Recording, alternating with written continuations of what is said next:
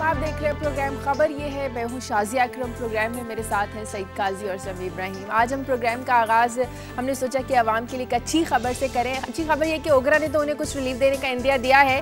Petrol की कीमत में 4 रुपये 71 पैसे जबकि डीजल 5 रुपये 64 पैसे फी लीटर सस्ता करने की सिफारिश की गई है। LPG की कीमतों में भी 12 रुपये फी किलो कमी की गई है। लेकिन अवाम को तो कल पेश होने वाले नए माली साल के बजट का शिद्दत से इंतजार है। इंतजार इसलिए कि शायद उन्हें कुछ रिलीफ मिल जाए, साथ ही उन्हें खौफ भी है कि अगर ये बजट भी महंगाई रोकने में नाकाम रहा तो उनका क्या बनेगा, वो कहां जाएंगे। और ये खौफ बजा भी है क्योंकि एक नेशनल सर्वे के मुताबिक हुकूमत रवा साल अपने अहदाफ हासिल करने और जो खसारा था उस पर काबू पाने में बुरी तरह से नाकाम रही है। मौजूदा हुकूमत अपना ये आखिरी बजट पेश करने जा रही है, लेकिन सवाल यह है कि इन 5 सालों में इस हुकूमत ने आवाम को क्या दिया है, आवाम को क्या मिला है। क्या आने वाली जो नई हुकूमत है ये भी मौजूदा हुकूमत की गलतियों का रोना रोएगी और क्या हमेशा की तरह आवाम इन हुक्मरानों का मुंह तकते रह जाएंगे।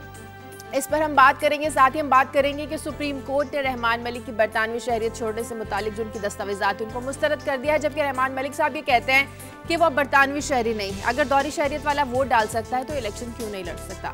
हम ये बात करेंगे कि दोहरी शहरियत रखने वाले की हमदर्दियाँ आखिर होती किसके साथ है, अपने वतन के साथ या किसी दूसरे मुल्क के साथ। इस पर आज हम बात करेंगे।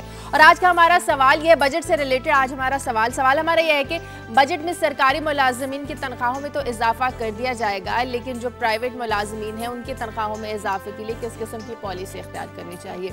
आप हमें अपनी राय का इजहार भी कीजिए, ईमेल कीजिए, फ़ोन कॉल्स कीजिए या हमें SMS कर दीजिए।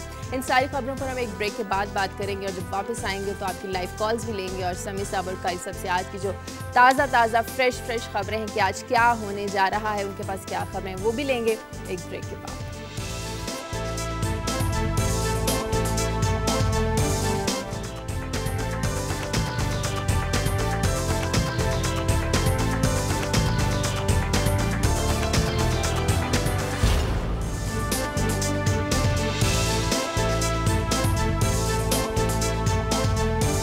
ब्रेक के बाद खुश आमदीद समी साहब और कायसर से आज की खबरें ले लेते हैं। जी समी साहब। शाजिया, पाकिस्तान और अमेरिका के दरमियान ताल्लुकात कशीदा हैं। पाकिस्तान ने एक भरपूर स्टैंड लिया है, लेकिन हमारा जो दोस्त मुल्क है चाइना, उनके वज़ीर ख़ारजा काई साहब पाकिस्तान के दौरे पर थे और उन्होंने मिलिट्री क़यादत और सिविल क़यादत से मुलाकातें की। उसके बाद एक बाकायदा वो जारी भी हुआ नोट जिसमें चीन ने यह कहा है कि हम हर घड़ी में पाकिस्तान के साथ हैं, पाकिस्तान की सॉवरेनिटी और ख़ुद मुख्तारी जो है उसके लिए हम उनके साथ हैं। लेकिन अंदरूनी खाना उन्होंने ये पैगाम दिया है कि आप अमेरिका के साथ जो तनाव है आपका उसको कम करें। और साथ ही उन्होंने ये भी कहा है कि ये जो नेटो सप्लाई का मामला है इसका हल आप गुफ्तगू से निकालें। आपका पोजीशन, आपकी स्टैंड अपनी जगह पर है और पब्लिकली वो हमें सपोर्ट करते हैं। इसके साथ जो दूसरी खबर इस्लामाबाद से आई है वो ये है कि क्योंकि पाकिस्तान बड़ा अहम है और जो इस वक्त एंड गेम शुरू है अफ़गानिस्तान में, वो एक पूरी दुनिया ने उसको अपने उसमें जकड़ा हुआ है। शहर तो नहीं मैं कह सकता, लेकिन उसको अपने शिकंजे में जकड़ा हुआ है। तो उस पर बात करने के लिए ये इत्तला आई है कि रूस के सदर पुतिन हैं वो भी अगले चंद दिनों में पाकिस्तान का दौरा करने वाले हैं और इस हवाले से वो बात करेंगे और try to find some way out. फिर एक खबर बरतानिया से है काई साहब, वहाँ पर डॉक्टर्स ने ऐलान किया है कि वो 21 जून को स्ट्राइक करेंगे। तो मैं देख रहा था कि उन्होंने क्या ऐलान किया कि हम स्ट्राइक करेंगे, लेकिन जो एमरजेंसी के पेशेंट्स हैं उनको देखेंगे, एमरजेंसी वार्ड्स पूरे खुले रहेंगे। तो मैंने इस खबर का इंतखाब इसलिए किया कि इस पर गुफ्तगू इसलिए करना चाहता हूँ कि जो हमारे जो यंग डॉक्टर्स हैं वो भी एहतजाज करना उनका हक है, लेकिन एक पूरी जो सोसाइटीज़ हैं, एस्टेब्लिश सोसाइटीज़, जब वहाँ पर इस किस्म के जो डिपार्टमेंट्स हैं, जो इतने अहम शोबा जात हैं, जब वहाँ पर स्ट्राइक होती है तो उसका क्या पैटर्न होता है। यानी एहतजाज भी करें लेकिन आम आदमी जो है उसकी जो ज़िंदगी है वो भी मुतासर ना हो। फिर डॉक्टर शकील अफरीदी आजकल बहुत बड़ा एक इंटरनेशनल मीडिया में अट्रैक्शन है। कोई उन्हें मुहिब्बे वतन कह रहा है, कोई उन्हें गद्दार कह रहा है, एक बड़ी बहस जुड़ी हुई है। लेकिन अमेरिका के अंदर से भी ये आवाज़ उठी है, बाहर से भी ये आवाज़ आ रही है कि CIA ने जो ये वतीरा इख्तियार किया कि जिसमें एक मुकद्दस शोबा, एक इतना अहम काम जो वो कर रहे थे जैसे वैक्सीनेशन का, और बहुत सारे गरीब ममालिक में ये काम NGOs करती हैं, वो उस तरीके से इस वतीरे से एक बहुत बड़ा क्वेश्चन मार्क आ गया पूरी दुनिया में NGOs की फंक्शनिंग पे। और पाकिस्तान के अंदर भी, अफ़गानिस्तान के अंदर, इंडिया के अंदर अब जो NGOs हैं जो बड़ा एक बेहतर कई काम कर रही थी, बच्चों के लिए काम कर रही थी, वैक्सीनेशन के लिए काम कर रही थी, उन पर कोई एतमाद करने के लिए तैयार नहीं। और ये एक सवाल है जो अब अमेरिका के अंदर भी उठा है और उसने CIA के जो अकाबरीन हैं और जो वाइट हाउस स्टेट डिपार्टमेंट, उन पे ये बहुत बड़ी एक तनकीद हो रही है कि आपने ये एक ऐसा काम किया है जिससे एतमाद ही उठ गया। अब सारी दुनिया में आप क्या कर सकते हैं। फिर एक कैसा पेशावर में, क्योंकि अफ़गान जो सूरत हाल है उसके हवाले से एक जिरगा वहाँ पर हुआ है और उसकी अहमियत इसलिए है कि लाला अफजल एक बड़े सीनियर KPK के हैं सियासतदान, वो इसके ऑर्गेनाइजेशन में शामिल हैं, इसको बनाने में, जिसमें तमाम पार्टीज ने शिरकत की है। लाला अफजल वो शख्स हैं, जब सवात ऑपरेशन हुआ था तो जनरल कियानी उनके घर गए थे। इस जिरगे ने 2 सिफारिशात दी हैं। एक तो इन्होंने ये कहा कि फाटा में ऑपरेशन बंद किया जाए, और दूसरा ये कहा है कि अफ़गानिस्तान से जो तमाम गैर मुल्की फ़ौजें हैं वो फौरी तौर पर वहाँ से वापस चली जाएँ। तो बुनियादी तौर पर ये एक ऐसा कॉन्फ्लिक्ट सामने आया है कि NATO कॉन्फ्रेंस जो थी शिकागो में, और ये जो अमरीकी अकाबरीन वो बार बार कह रहे हैं ये ऑपरेशन करें, लेकिन जो हमारे अकाबरीन हैं उन्होंने मिलकर फाटा ऑपरेशन पर कम्प्लीटली उन्होंने कहा कि ये बंद किया जाए। तो ये एक बहुत बड़ा एक ऐसी चीज़ है कि दोनों जो ताकतें हैं वो जो 2 मुख्तलिफ आरा जो हैं वो सामने आई है। फिर काई साहब एक सवाल है जो मैं करना चाहता हूँ, जो मेरा सवाल नहीं है। 11वीं में शहीद हुए हमारे 100 तकरीबन 30 नौजवान, तो एक बेवा है मोहम्मद रियाज की, तो उसने ये सवाल किया है, जो मीडिया में रिपोर्ट्स भी हुआ है, कि ये सियाचिन क्या है और मेरे शौहर ने किसके लिए जान दी। ये मैं सवाल इसलिए उठा रहा हूँ कि हमारे यहाँ जो तरजीहात हैं, हमारा दिल उन जवानों के साथ है जो पाकिस्तान की हिफाजत के लिए अपनी जानों का नजराना पेश कर रहे हैं, हमारी फ़ौज, हमें बड़ा उन पर फ़ख्र है। लेकिन अब ये सवाल उठ रहे हैं कि जब आप पॉलिसी बनाते हैं जिसमें इन जवानों की ज़िंदगियाँ दाव पर लगा दी जाती हैं और एक जुम्बश कलम से वो तरजीहात तब्दील हो जाती हैं, जो दहशतगर्दी की जंग हमारी थी अब वो अमेरिका की हो जाती है, और वो जो कश्मीर की आज़ादी की बात थी उस पर भी ये बात है कि इस पर कंप्रोमाइज़ कर लिया जाए, सियाचिन से भी फ़ौजें वापस आ जाएं। तो उस बेवा का ये सवाल है कि ये सब क्या है। और मेरा जो शौहर है, बहुत सारे ऐसे शौहर हैं, बहुत सारे हमारे भाई हैं, उनके घरों से भी ये सवाल होगा कि ये फिर सब किसके लिए जान दे। ठीक जी काजी साहब। शाजिया, मैं ख़ास तौर पे बात करूंगा जो इंसानी हुकूक का बिल कल साइन किया है और जिससे एक नया इदारा मार्ज वजूद में आएगा। ये बड़ी अहम बात है और इसी पे हम पहले बात भी कर चुके हैं, मगर कुछ सवाल उठते हैं। इसमें एक सवाल तो ये है कि कुछ इंसानी हुकूक एनश्राइंड हैं, मौजूद हैं हमारे आइन में, क्या वो पूरे किए गए? मैं इसमें ख़ास तौर पे, मैंने समी साहब इसको क्यों शामिल किया, मैंने ह्यूमन राइट्स से एक एक्टिविस्ट से बात करता है एक TV प्रोग्राम में, तो मैंने उनसे पूछा कि अगर किसी मुल्क में रोटी, इलाज और इंसाफ हक नहीं इस्तेकाक हो, राइट नहीं प्रिविलेज हो, तो आप कौन से इंसानी हकूक ढूंढते फिरते हैं? तो वो फरमाने लगी कि ये आप बेसिकली 20वीं सदी के राइट्स की बात कर रहे हैं। तो मैंने अर्ज़ किया कि क्या 21वीं सदी में इंसानों को भूख नहीं लगती, या उन्होंने बीमार होने से इनकार कर दिया है? तो क्या है इंसानी राइट्स? क्या ये जो ह्यूमन राइट ये कमीशन बन रहा है, ये बुला के रियासत और सरकार से पूछेगा कि ये जो आइन की शिकें हैं, जो रोटी देने के लिए कहती हैं, इलाज देने के लिए कहती हैं, इंसाफ सस्ता फौरी आर्टिकल 3, क्या ये मिल रहा है?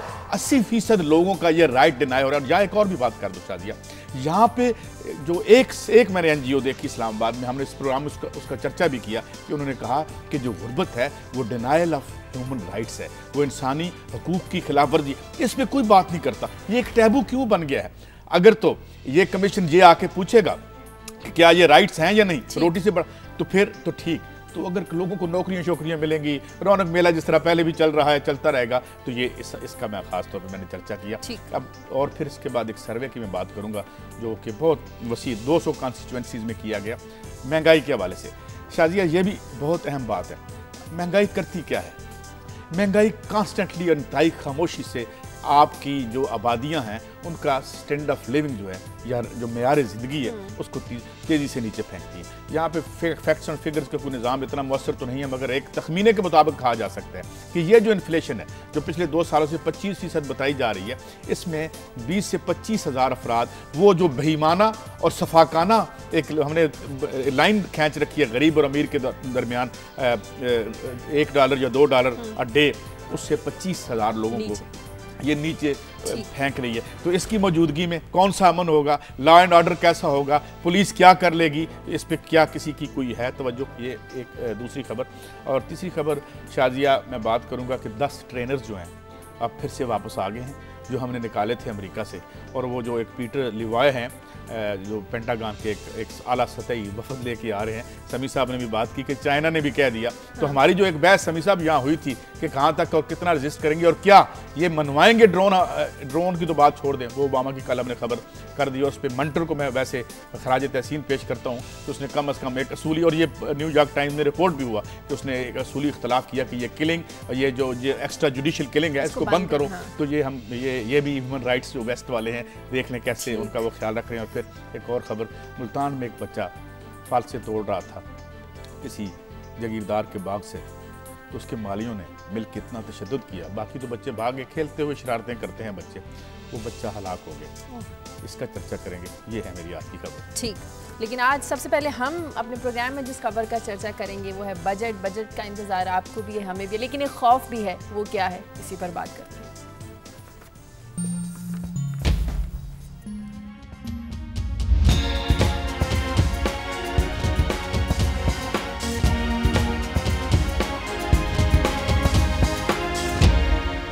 कहते हैं कि महंगाई के लिहाज से कंबोडिया और वियतनाम के जो नाम हैं ये पाकिस्तान से ज़्यादा खुशकिस्मत है। समी साहब, हम ये कह सकते हैं कि सियासी तौर पर ये हुकूमत कामयाब रही है, लेकिन जो मुआशी अहदाफ है उन्हें हासिल करने में जो है वो नाकाम रही है। देखिए, सबसे पहले बताएं हंसी क्यों आई? नहीं, मुझे हंसी इसलिए आई कि ये जो अभी आपने इसका टाइटल चलाया ना, उसमें ट्रेन आपने चलती हुई दिखाई। हाँ। और एक बंदा बड़ी तेजी से नोट गिन रहा है, उसके हाथ में नोट है, लेकिन एक्चुअली ना तो ट्रेन चल रही है ना किसी के हाथ में कोई पैसे हैं। और आप बात कर रही हैं कि जो वादे हैं वो कितने पूरे हुए, तो खुद जो सर्वे आ रहा है आज, इकोनॉमिक सर्वे ऑफिशियली आज वो आया पब्लिक होगा, लेकिन जो उसकी फाइंडिंग्स हैं बहुत सारी चीज़ें आ चुकी हैं बाहर। उसमें यह है कि कोई भी टारगेट जो हुकूमत ने अपना बनाया था वो भी पूरा नहीं हुआ। वो कोई उसने ना ये गुर्बत में कमी कर सके, ना ये महंगाई में कमी कर सके, ना ये सेहत की कोई फैसिलिटी दे सके, ना ये नए स्कूल कोई बना सके लोगों को तालीम देने के लिए, ना ये लॉ एंड ऑर्डर में कुछ बेहतरी कर सके, ना इन्होंने जो सैलाब से और जल्जले से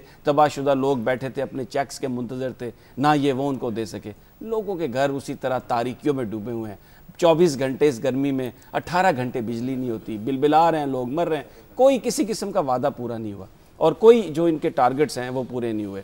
और आज ये सर्वे आएगा और कल एक बजट स्पीच आएगी जिसमें आवाम को एक दोबारा लॉलीपॉप्स देने की कोशिश की जाएगी। ये ख़बरें लीक करवाई गई कि सरकारी मुलाजमीन की तनख्वाहों में इजाफा किया जा रहा है। फिर बाद में ये पता चला कि दर हकीकत वो बेसिक जो तनख्वाह है उसमें इजाफा है, लेकिन बहुत सारे जो दूसरे मदों में पैसे दिए जाते थे उन सबको ख़त्म किया जा रहा है। तो ये जो परफॉर्मेंस है गवर्नमेंट की, मेरा नहीं ख्याल कि ये कोई ऐसी काबिल ज़िक्र और काबिल फ़ख्र कोई परफॉर्मेंस है। तो मैं बस एक काजी साहब जो जुमला मोतरज़ा हमेशा बोलता हूँ, जिस पर आप बहुत ज़्यादा गुस्से में आके मुझे पकड़ लेते हैं, कि ये जो सारी कारकर्दगी है ना, मैं पाकिस्तान के अवाम से ये कहूँगा कि वो इसे मत भूलें। चंद ही महीनों के बाद वोट का मामला आएगा, मरहला आएगा, चकमाबाजों से होशियार रहे। आने वाली हुकूमत भी कहती है हम उनका क्या भुगत रहे हैं। आप भी मुझे बात पूरी नहीं करने देती, बीच में बोलती है। मैं जो आवाम से कहना चाहता हूँ कि आप ये अपना जो एंगर है ना उसको संभाल के रखें और वोट वाले दिन इनके ऊपर वो बम मारें और इनको नीस्त नाबूद करें। लेकिन मुझे ये समझ नहीं आती फिर वो खकसार तहरीक को वोट दें, कौन सी पार्टी मौजूद है, ये मैं इस बात में नहीं जाना चाहता जो इलेक्टोरल सिस्टम है। मगर ये जो टारगेट वाली बड़ी संजीदा बात की, कोई टारगेट नहीं पूरा हुआ। ज़रा सी एहतियात से ये सारे टारगेट जो है, ये टारगेट का इशू ना हो, ये हमें टारगेट देना बंद कर दें। हर साल हमें टारगेट देते हैं, मगर ये जो टारगेट ये हमें नहीं देते, जो इनके ज़ाती और निजी टारगेट होते हैं पॉलिटिकल ऑफिस में आने के, वो सिर्फ पूरे नहीं होते, वो कई गुना आगे जाके पूरे होते हैं। इनके अगर आप देखें जो एक यहाँ इदारा था, मुझे अब उसका अगर नाम याद आया, जो पार्लियामेंटेरियंस की तरबियत की कोशिश करता है यहाँ पे, तो उन्होंने बताया कि 2-3 असम्बलियों में जब पहले जो इनके असासे थे वो कितने हैं और अब उनके असासे कितने हैं, उनमें कई गुना इजाफा हुआ है। तो वो टारगेट्स पूरे हो रहे हैं समी साहब, और ये टारगेट्स अगर पूरे नहीं हो रहे तो उसकी वजह यह है कि इनके निजी टारगेट्स हैं।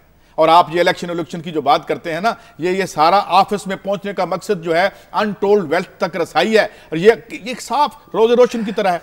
ये निजी टारगेट्स जब तक पूरे होते रहेंगे, अवामी और मुल्की टारगेट्स पूरे नहीं होंगे। अच्छा, कल कोई बात कर रहा था कि नए सूबे बनाने की इतनी ज्यादा ये लोग बात करते हैं, लेकिन ये कोई इंदिया नहीं दिया कि नए बजट में नए सूबों के लिए भी कोई इन्होंने बजट रखा है। नहीं, नया सूबा तो अभी एक चीज जो बनी नहीं, उसके लिए कैसे करारदादें बजट तो मंजूर हुई ना? नहीं, करारदाद हुई और ये कहते हैं कि अपनी हुकूमत में बनाएंगे। शाजिया, ये जो एक बात है ना, ये कि अभी एक चीज बनी नहीं, ये तो ऐसे ही है कि बच्चा अभी पैदा नहीं हुआ और जाके उसके कपड़े खरीद के ले आए, जाके उसके लिए क्रिब ले आए। ये तो बिल्कुल आपने वैसी बात की है।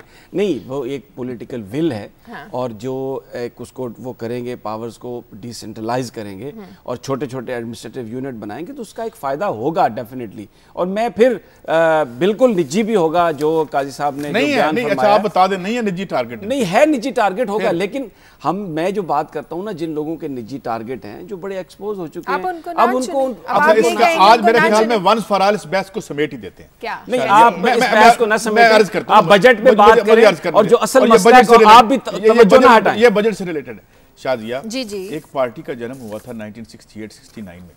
वो एक मंशूर और प्रोग्राम लेके आई थी जुल्फ़िकार अली भुट्टो की पार्टी। जिस मंशूर और प्रोग्राम को डिफाई किया, उसकी वायोलेशन की खुद उसकी पार्टी की लीडरशिप ने। लोग नाराज रहे, बाहर नहीं निकले। जब जो एक कत्ल किया गया था जुल्फ़िकार अली भुट्टो का, जब तक कोई ऐसी पार्टी सामने नहीं आती जो एक मंशूर और प्रोग्राम लेके आए, जिस तरह इमरान खान से लोगों को उम्मीदें थी, मगर फिर उन्होंने, मैं माफ़ी चाहता हूँ अगर किसी का दिल पे ये बुरा गुजरे कि उन्हें होम्योपैथी तरीका इलाज, हमारा ख्याल था सर्जरी करेंगे, ज़रूरत समाज और सिस्टम को सर्जरी की है, होम्योपैथी की नहीं है। और ये जो जाली और जो एक एक्सरसाइज इन फ्यूटिलिटी बन गई है, वोट डालो ये आ गए, अब PMLN आ गई। अब इस खेल में लोगों का रगड़ा ना निकाले, खुदा का वास्ता। ये इलेक्टरल प्रोसेस उस वक्त डिलीवर कर सकता है कि जब कोई ऐसी पार्टी जो जिसका मंशूर इनकलाबी हो, तब्दीली का हामिल हो, और वो उसको करेंगी। जो सामने इस वक्त आपको नजर आ रहा है, मैं ये नहीं कहता, मैं कोई नजूमी नहीं हूं बहुत से सारे साफियों की तरह, जरा समी साहब कहते हैं, ये हो भी सकता है, ये होता है तारीख में, वेरी रेयरली। ये इस वक्त यूरोप में हो रहा है। सायरज़ा पार्टी नीचे से इमर्ज करके क्यों आई? कल इन्होंने शोर मचा दिया, मुझे बात नहीं करने दी। वहाँ एक पार्टी को वोट मिलता है, जितने उसको वोट मिलते हैं उस निस्बत से उसको सीटें मिल जाती हैं। यहाँ क्या है, यहाँ MNA जो है डायरेक्ट इलेक्ट होता है, लिहाजा वो एक लॉजिकल फैलेसी थी, वो आप आपस में एग्जाम्पल नहीं दे सकते। मगर मैं ये ज़रूर कहूँगा, वक्त आ गया पूरे ग्लोब पे हर जगह तमाम ज़बूं हाल समाज, जो तकरीबन तमाम अब ज़बूं हाल है अमेरिका से लेकर यहाँ तक, वो सोच रहे हैं कि इनएडिक्वेट हैं पोलिटिकल स्ट्रक्चर्स, हमें तब्दीली लानी पड़ेगी। और जब तक हम तब्दीली ला के कोई ऐसे लोग सामने लेके नहीं आते जिनके निजी टारगेट्स ना हो, चलिए लोगों को भी अपनी बात में शामिल कर देते हैं। कॉलर मैं हमारे साथ कॉलर है। कहूंगा कि ये कंफ्यूजन फैला के आप भी जालसाजी ना करें। लोगों का एतमाद जमहूरियत पर है और इसी में पाकिस्तान की बका है, और यही सिस्टम बिल्कुल लोगों का, मैं जी कहता हूँ, लोगों का एतमाद जो है वो गिलानी साहब पे भी होना चाहिए, जरदारी साहब पे भी होना चाहिए, मियां नवाज शरीफ, ये सब लोगों पे एतमाद रहना चाहिए। और मेरे चक में क्या, अवाम पर एतमाद, मेरे चकमे में वोट पर एतमाद, बस अवाम पर एतमाद और वोट पर एतमाद। नोट पर एतमाद है इनका, इस नोट को वोट से निकालें समी साहब, वरना ये बेमानी है, वोट बेमानी है। मैं ये समझता हूं कि नोटों पर जो एतमाद करने वाले हैं वो वोटों के जरिए रुखसत किए जाएंगे, और इसी वोटों के जरिए आ रहे हैं। जिनकी 4 मिलें थी, इन वोटों के जरिए उनकी अंपायर्स बन गई हैं। एक कॉलर है अमेरिका से हमारे साथ। हेलो हेलो हेलो, अस्सलाम वालेकुम जी। अस्सलाम वालेकुम जी। हाँ जी, मैं मोहम्मद असलम न्यूयॉर्क अमेरिका से बोल रहा हूँ। जी जी। तो मैं ये आपके जो आज का सवाल है और इससे मैं थोड़ा सा बात करना चाहता हूँ। जी जी जी जी, अस्सलाम वालेकुम जी। जी जी जी हेलो, अस्सलाम वालेकुम जी। जी वालेकुम सलाम जी, बात कीजिए असलम साहब। अच्छा, मैं बात कर रहा हूँ। पहले तो मैं दुनिया न्यूज़ को मुबारकबाद देता हूँ कि उन्होंने बेहतर तरीके से, ना सिर्फ उनके एंकर ने बल्कि तमाम आपकी टीम बहुत अहसन तरीके से काम कर रही है। बात करूंगा जी ये कि जियो छोड़ के आपको देख रहे हैं, और इसलिए देख रहे हैं कि आपकी बातों में कुछ वजन है। आज का सवाल का जवाब ये है कि नेशनल गवर्नमेंट जो कुछ करती है सरकारी मुलाजमीन के लिए, या जो बिग कंपनी जैसे ये टेक्सला इंडस्ट्री लाइक, इन पे तो उनका चलेगा, लेकिन जो सूबे हैं अब उनको भी जरा थोड़ा सा हलाया जुलाया करें कि उनके अंदर जो इंडस्ट्री उनकी है उस पे वो अपने मुलाजमों के लिए कुछ कर सकें। तो उनको बिल्कुल नेशनल गवर्नमेंट का साथ देना चाहिए, और इसके साथ आइंदा मुल्क के लिए मेरी भी दुआ है, आप भी दुआ करें। और मैं शेयर के बाद एक छोटी सी बात और करूंगा, प्लीज मुझे सुन लीजिएगा। जी जी। वाबिस्ता रहे शजर से उम्मीदें बहार रख। और इसके साथ मेरी गुजारिश ये है, खुदारा सईद काजी साहब आप बुरा ना मनाए, आप बड़े अग्रेसिव हो जाते हैं। जुनेद भाई भी खुदा के लिए आप इस तरह सभी को एक सैंपल बना के देखें कि आप ठंडे दिल से ठंडी बात किया करें। आपकी बातों से सुन के ऐसे लगता है जैसे हेडमास्टर साहब बच्चों को डांट रहे हैं। आप डांटे ना, एक हमारे लिए मशअल राह बने।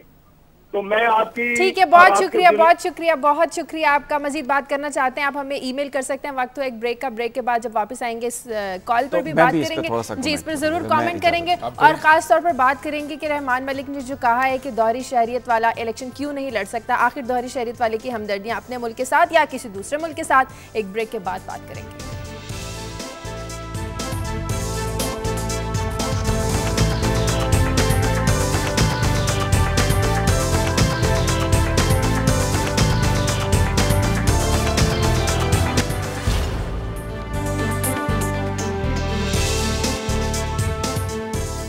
खुशामदीद। बजट में किसको कितना रिलीफ मिलेगा, खैर ये तो कल पता चल ही जाएगा। वो अमेरिका से जो कॉल थी उस पर आप कमेंट करें। जी, उन्होंने बात की। सबसे पहले तो उनका बहुत शुक्रिया कि उन्होंने इस प्रोग्राम को पसंद किया। हम कोशिश करेंगे कि तवक्कुआत पर पूरा उतरते रहें। जो उन्होंने बात की ना फ्रस्ट्रेशन के हवाले से काजी साहब की, तो मुझे एक वाक़या याद आ गया जो मुझे मेरे वालिद साहब ने बताया जब वो इस्लामिया कॉलेज लाहौर के स्टूडेंट थे।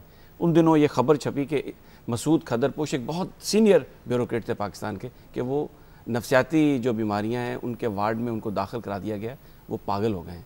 तो मेरे वालिद साहब स्टूडेंट लीडर थे अपने ज़माने तालिब इल्मी में, तो कहने लगे कि मैं उनकी खैरियत दरियाफ़्त करने जब गया तो मैंने उनसे पूछा कि वहाँ पर वो हॉस्पिटल में थे कि आपकी तबीयत ख़राब है, आप कह रहे हैं कि आप पागल हो गए।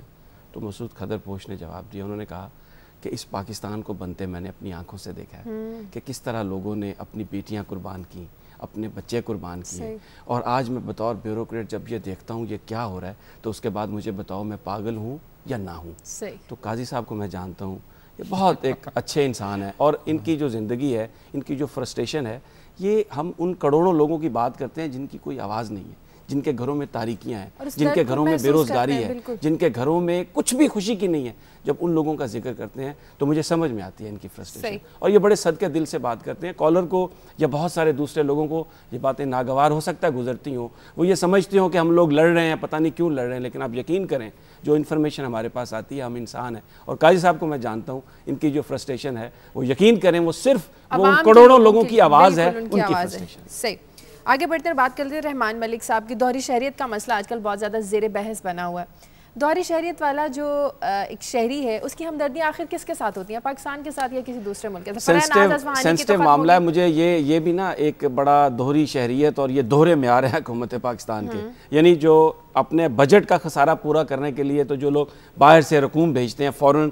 रेमिटेंसेस जिन्हें हम कहते हैं, उन पे आप मुल्क चलाते हैं, लेकिन फिर उसके बाद आप उन्हें इस बात का इख्तियार नहीं देते, उन्हें आप ये कहते हैं कि उनकी लॉयल्टी यहाँ पर नहीं है। ये एक बड़ी फजूल और लघु बात है, लेकिन पाकिस्तान के कॉन्स्टिट्यूशन में है, अनोमली है, इसको दूर करना चाहिए। मैं एक छोटी सी मिसाल दूंगा। अमेरिका में नेशनल सिक्योरिटी एडवाइज़र थे उनके माइकल चर्टॉफ, वो इसराइल के भी शहरी थे, अमेरिका के भी शहरी थे, लेकिन किसी ने अमेरिका में उनकी लॉयल्टी पर शक नहीं किया और वो अमेरिका के नेशनल सिक्योरिटी एडवाइज़र रहे। मैं ये समझता हूँ कि जो बैरून मुल्क पाकिस्तानी है, मैं भी वहाँ से वापस आया हूँ बाहर, वो भी पाकिस्तान से उतनी उनको मोहब्बत है जितनी पाकिस्तान में लोगों को मोहब्बत है, बल्कि आप यकीन करें वो लोग ज़्यादा पाकिस्तानी हैं, वो लोग मजहब का ज़्यादा ख्याल करते हैं, क्योंकि जब आप बाहर जाते हैं तो आपको ज़्यादा एहसास होता है इस बात का कि आपकी आइडेंटिटी क्या है। आप लोगों की बात ना करें, रहमान मलिक साहब की बात करें, उनकी लॉयल्टी किसके साथ है। असूली तौर पर ये बात ठीक है कि दुनिया में सबके दो नेशनैलिटी भी आप रख सकते हैं और होती भी।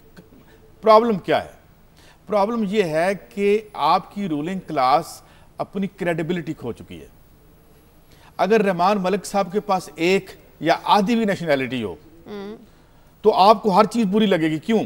अमन व अमान यहाँ उन्होंने कायम करना था, नहीं हुआ। इससे पहले सुना था वो मोहतरमा बेनज़ीर भुट्टो साहिबा के जो सिक्योरिटी, अब उन्होंने इनकार कर दिया है। हमें हकीकत हाल का नहीं पता, मगर शुरू में ये खबरें आई और बहुत अरसे तक डिनाई नहीं हुई। तो आप प्रॉब्लम क्या है? It is crisis of the ruling class कि वो अपनी क्रेडिबिलिटी एस्टैब्लिश नहीं कर पाती। प्राइम मिनिस्टर साहब है तो झूठी खबर भी आ जाएगी, जी उन्होंने 37 सूट खरीद लिए या नहीं खरीदे, मैं तो उनके साथ नहीं था। Why this perception exist? उसकी एक वजह है, उसकी एक वजह जो मैं भी थोड़ी देर पहले कह रहा था कि आपकी आबादियों का एक कसीर हिस्सा तो रोजाना 25 से 30 हज़ार नीचे गिरता रहे गुर्बत की लकीर से, और पता चले कि इंसान को तो एक कमरा एक बेड चाहिए होता है सोने के लिए, और आपके साथ ये 6 मकान बन जाएं तो फिर यू लूज इट। यहाँ ये है, और ये परसेप्शन नहीं है। मैं ज़ाती तौर पे मैं ये समझता हूँ ये सिर्फ परसेप्शन नहीं है, ये रियलिटी भी है क्योंकि जब एक तबका वो फ्लावरिंग कर रहा है, उसकी खुशहाली जो है उसकी कोई बाउंड्स नहीं है, उसकी कोई हदूद नहीं है, और एक तबका, और मैं ये भी बात कर दूं समी साहब, ये जो जज्बाती वाली बात है ना, जब हम जड़ी बूटियों से कैंसर का इलाज की बात करते हैं तो बहुत बात इंसान को गुस्सा भी आ जाता है, क्योंकि 62 बरसों से हम ये कहानी और ये नैरेटिव सुन रहे हैं इसलिए। लेकिन फिर भी मैं अपने मौजू की तरफ आता हूं कि इनकी अपनी क्रेडिबिलिटी खत्म हो गई। जब इनकी क्रेडिबिलिटी खत्म हो गई है तो 1 2 3 4 इल्जामात, कोई बात इतराज सामने आता रहेगा। अगर ये काम ठीक कर रहे हो, ये मैं कहता हूं पूरे ग्लोब की 37 नेशनैलिटियां दे दें, कराची में अमन कर दें यार, हमें कराची में अमन कर दें, लाहौर में रोज जो सुनार लुट रहा है वो बंद कर दें, जो बच्चे जो हैं खुदकुशियां कर रहे हैं वो बंद करवा दें, भाई जो मर्जी कर लें आप। काजी साहब, मैं आपकी बात से मैं एग्री करता हूं इस हद तक कि ये मामला इन लोगों की परफॉर्मेंस से है, इन लोगों की अहलियत से है। एक इनको मनसब दिया गया, ये नाकाम रहे, ना लॉ एंड ऑर्डर ठीक कर सके, ना लोगों के रोजगार का मामला हल कर सके। लेकिन ये कहना कि ये गद्दार है, इस मुल्क के साथ इनकी लॉयल्टी नहीं है, ये मुख्तलिफ चीज़ है। ये इसका ताल्लुक जो आपकी क्रेडिबिलिटी की जो बात करते हैं ना, उनकी परफॉर्मेंस के हवाले से, वो तो ठीक है, उसका फैसला हो जाएगा, आप दोबारा उन्हें इलेक्ट ना करें। लेकिन यहाँ पर तो ये बात हो रही है कि वो मुल्क से लॉयल नहीं है। वो मैं चीफ जस्टिस साहब के रिमार्क्स दे रहा था कि वो तो किसी जज के थे कि ये तो जब वो फरनाज इस्फानी की रुकनीत मुअत्तल की है कि ये तो वजीर खारजा भी बन सकती हैं, ये तो वजीर आज़म भी। तो मैं ये कह रहा हूं कि जो बैरून मुल्क पाकिस्तानी है उसको पाकिस्तान के साथ उसकी लॉयल्टी पे शक करना इस अंदाज का, मैं तो एक कदम और आगे जाऊंगा सनी साहब, एक कदम और आगे जाऊंगा। आप मैं तो मेरा जो पॉइंट ऑफ व्यू है, और मेरे ख्याल में मुझे लगता है इस मुल्क के अवाम का भी ये पॉइंट ऑफ व्यू है, ये जितनी आपको जंगें स्टेट के डिफरेंट आर्गन्स के दरमियान जो लड़ाई नजर आ रही है, मैं तो उसको बेईमानी कहता हूँ। It's irrelevant. अगर किसी तरफ से कोई सुओ मोटो इस गरीब आदमी के लिए नहीं आ रहा, और अगर कोई भी इस जमहूरी हुकूमत में इकदाम आम आदमी की अशकशोई के लिए नहीं हो रहा, तो ये बाकी लड़ाइयां लड़ते रहें। ये इस लड़ाई का कुछ लेना देना नहीं है आवाम के साथ। आवाम क्या कहती है, अभी बजट की आपने बात की, आपने कहा एक टारगेट भी पूरा नहीं हुआ, ठीक है, इस पे कोई बात कर रहा है, इस पे सुओ मोटो का भी हुआ है। 3 अभी आइन के अंदर वो शिक्के मौजूद हैं जिसका हम बार बार चर्चा कर चुके हैं। वो तो अच्छा हुआ नहीं हुआ सुओ मोटो काजी साहब, ये जो बजटरी मामला थे ये हुकूमत का प्रोगेटिव है, इसमें खुदा के लिए आप कोर्ट को नहीं रहना दिखाएं ये कह के कि इस पे सुओ मोटो नोटिस लें। ये सुओ मोटो नोटिस लेने वाली बात मैं इनको रास्ता नहीं दिखा रहा, मैं ये कह रहा हूं कि आइन की 3-4 शिकों पे मुसलसल 62 साल नहीं कहना चाहिए, 73 का जब से कॉन्स्टिट्यूशन बना है उसकी वायोलेशन हो रही है। अच्छा, उसकी बात होती आप लॉयल्टी की बात कर रहे हैं। मेरी आखिरी बात इस पे, जो अवाम के राइट्स की वायोलेशन है उस पे तो टस से मस नहीं होते हम, तिनका तक नहीं हिलता, और वो साइलेंटली सफर करते चले जा रहे हैं। तो फिर हम क्या इस लड़ाई को आप लॉयल्टी की बात करें, जिन नुकात के तहत वो हलफ लेते हैं, आपको भी उन नुकात का पड़ा है, आप भी अमेरिका रहकर आए हैं, तो वो उसके तहत इन पर शक करना बनता है? उनकी लॉयल्टी पर दो चीजें होती हैं, दो चीजें होती हैं शाजिया। एक तो ये है कि आपको एक आइडियल सिचुएशन है जो किताबों में लिखी हुई है, एक चीज़ है, एक है प्रैक्टिकल सिचुएशन। मैं ये कहता हूँ कि जो हलफ है वो डेफिनेटली उसकी जो लैंग्वेज है, उसकी जो लैंग्वेज है वो एक रिक्वायरमेंट है जो लोग अदा करते हैं। अब ये मैं प्रैक्टिकल बात कर रहा हूँ, मुझे ये समझ में नहीं आ रहा कि ये हलफ इसराइल का भी है, ये हलफ अमेरिका का भी है, उनको प्रॉब्लम नहीं है, तो हमारे यहाँ ऐसे लोगों की नीयतों पर शक करना जो मुसलसल रेमिटेंस भेज रहे हैं, इनके यहाँ पर ताल्लुक है, जिनका जो खुद से आते हैं, उनके बारे में ये शक करना कि ये अब अमेरिका के लॉयल हैं या ये बरतानिया के लॉयल हैं, मेरा ख्याल है ये सोच गलत है, ये अप्रोच गलत है। बाकी मैं एग्री करता हूँ, वो जो लैंग्वेज है उसके बारे में, उस पर जो इतराज है उसको मैं डिनाई नहीं करता। एक कॉलर है नूरपुर से, अजीज। हेलो। अस्सलाम वालेकुम। जी वालेकुम सलाम जी। मेरे भाई, आपका प्रोग्राम बहुत खूबसूरत होता है जी, शुक्रिया। लेकिन मेरी बात सुन लें जी। हाँ, ये हमारा वजीर आला क्या स्कूल बनाता फिरता है। मेरे गांव में बच्चियों का स्कूल नहीं है, मेरे गांव में बच्चियों का स्कूल है, 30 साल से स्कूल है, लेकिन हमारी कोई बच्ची, किसी बच्ची ने 5 जमातें भी पास नहीं की। हमारे गांव में बिजली नहीं है, हमें बिजली की जरूरत नहीं है। हमारे गांव में रोड नहीं है, हमें रोड की जरूरत नहीं है। मेरी बात सुन ले, हमें वजीर आला के ये जो स्कूल दानिश बनाता फिरता है, हमें इन स्कूलों में, हमने इन स्कूलों को क्या करना है। हमारी बच्चियों ने आगे जाना है, हमारी बच्चियों ने आगे जाके घर बसाने हैं। हमारी बच्चियों, अपने एक अनपढ़ आदमी अपने हकूक का क्या ख्याल रख सकता है।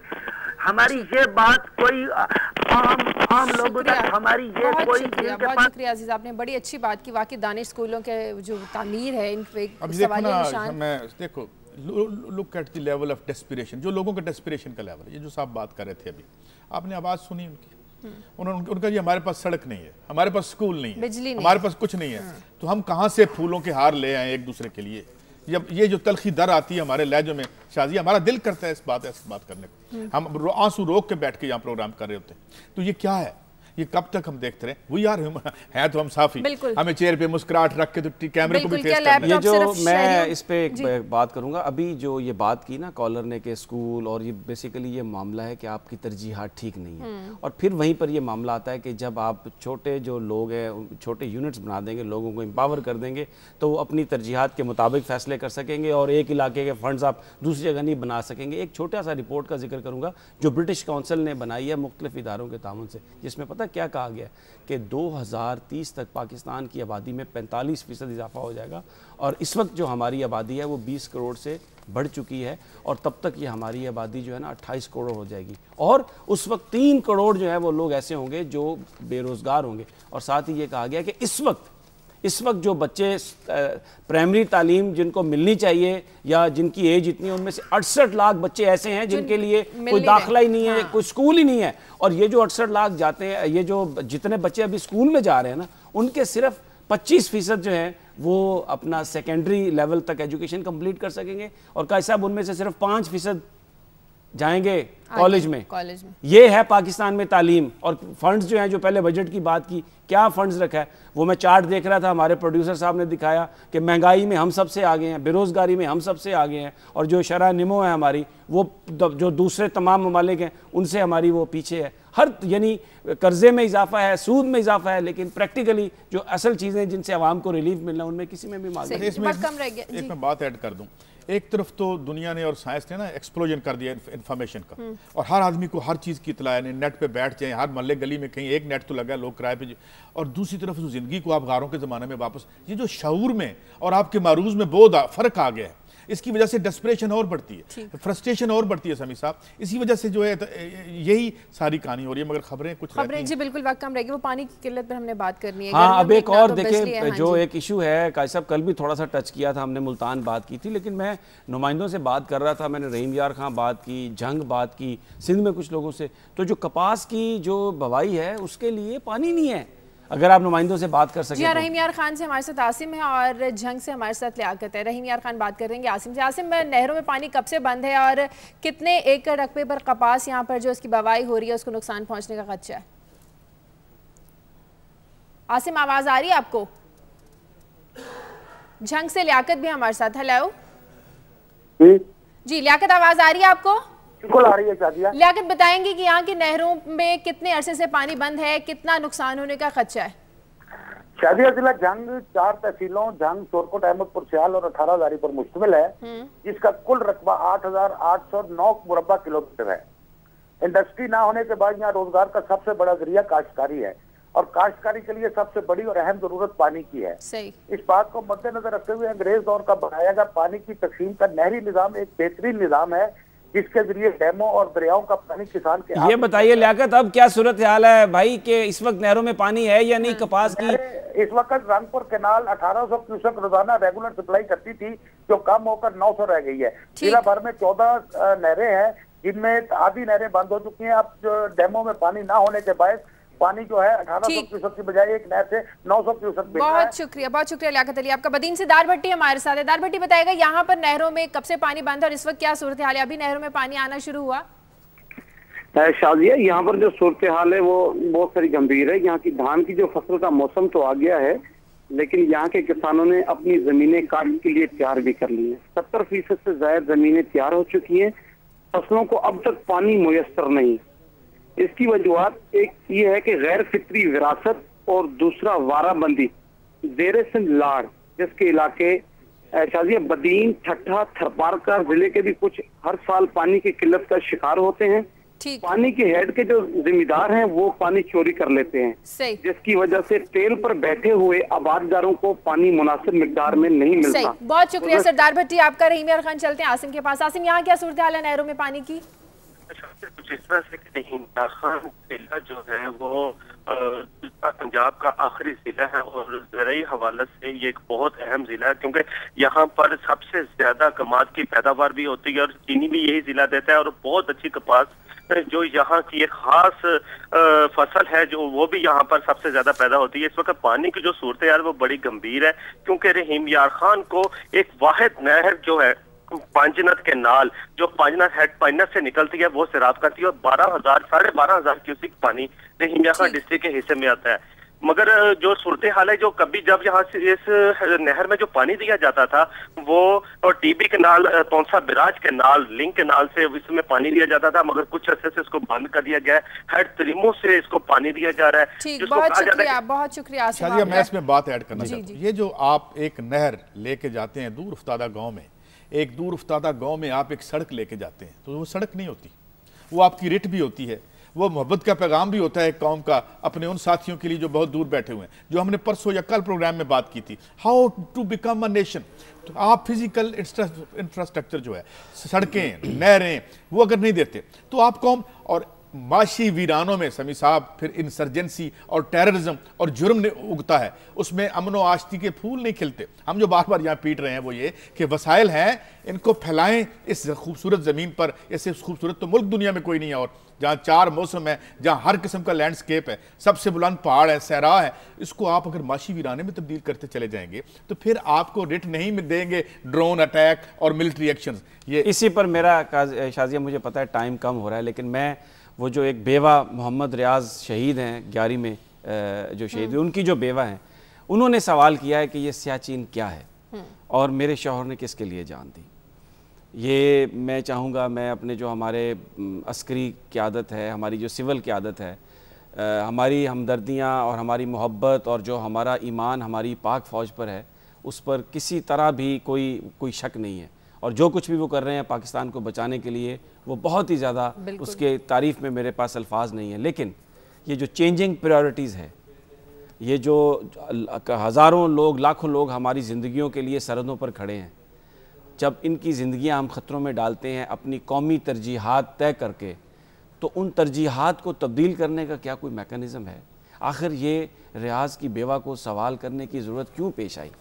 ये कैसे आज जो हमारी तरजीहात हैं कल वो नहीं थी, और अब ये जो सवाल है ये इस बात की गमाजी करता है कि कल फिर हमारी क्या तरजीहात होंगी अगर हमारे अकाबरीन इस बात का जवाब दे सके। ऐड कर दूं, ऐसे नाजुक मकाम पे आपने हिट किया है। मैं एक ऐसे इलाके से ताल्लुक़ रखता हूँ जहाँ ये जो बहुत छोटे जो हमारे फ़ौजी हैं वहाँ के हैं, और यकीन करें समी साहब, मेरे अपने घर के सामने एक दहलीज़ पे मुझे एक माँ की याद आती है 71 में, जिसके बेटे की जो शहीद हुआ नेवी में, उसकी वो लाश भी वापस नहीं आई। तो ये जो बावर्दी मजदूर हैं, इनके लिए हमारा दिल भी रोता है और हम इनके लिए दुआ। अच्छा, पेशावर में जरगा हुआ, उसने फौज ऑपरेशन बंद करने का ऐलान किया और साथ ही कहा है कि फ़ौजें जो हैं वो नेटो अफवाज अफगानिस्तान से वापस बुला जाएं। हिदायत तो अच्छी है, हिकमत अमली भी अच्छी है, लेकिन इस पर प्रैक्टिकली कुछ, यही वो बात है जिसका ये इस सवाल से जुड़ी हुई बिल्कुल, है इसीलिए कि हम क्या करने जा रहे हैं। कि एक तरफ हम आज से 8-9 साल पहले क्या करते रहे और अब क्या कर रहे हैं। पर्टिकुलरली ये जो जिरगा था, ये इसमें तमाम सियासी जमातों ने, वहाँ पर नुमाइंदों ने शिरकत की, कुछ अफगान लोग भी थे, और फाटा का ऑपरेशन बंद किया जाए ये बात की गई, और फिर ये कहा गया कि अफ़गानिस्तान से निकला जाए। तो मेरी सिर्फ अर्ज़ ये है कि खुदा के लिए कुछ पॉलिसीज़ मुस्तकिल बना लें, तय कर लें कि हमने ज़िंदगी इस समाज में, इस दुनिया के समाज में किस तरह से गुजारनी है, और फिर उसके मुताबिक फ़ैसला करें। और फिर मैं आखिर में ये कहूँगा कि हमारा दिल, हमारी जान, हमारी फ़ौज। मुसरत हमारे साथ है लाइन पर। मुसरत, जरगे में और क्या क्या कहा गया है, कौन कौन से रहनुमा शामिल थे जरगे में? वक्त बहुत कम है, मुख्तसर बताइए। शाजिया, जरगे में सिर्फ जमात इस्लामी और पीपल पार्टी शेरपाओ के जो है लीडर वो शरीक नहीं हुए, और अफराज सियाब और जो लीडर थे अफगान जो रहनुमा थे दीन मोहम्मद, इन्होंने ये इस बात पे जोर दिया कि जो नेटो फौज है वहाँ से निकल जाए, और इनका ये भी कहना था कि पाकिस्तान, अमेरिका और अफगानिस्तान मुश्तरका तौर पर बैठ जाएँ और जो खित्ते में जो अमन है इसके लिए उनके मुश्तरका तौर पर काम करना चाहिए। शाजिया, बहुत शुक्रिया मुसरतुल्लाह, आपका प्रोग्राम का वक्त खत्म हो गया। बहुत शुक्रिया काजी साहब आपका, समी साहब आपका। प्रोग्राम के लिए आप फीडबैक दीजिए, खबर@दुनिया TV.tv पर। इजाज़त दीजिए, अल्लाह हाफ़िज़।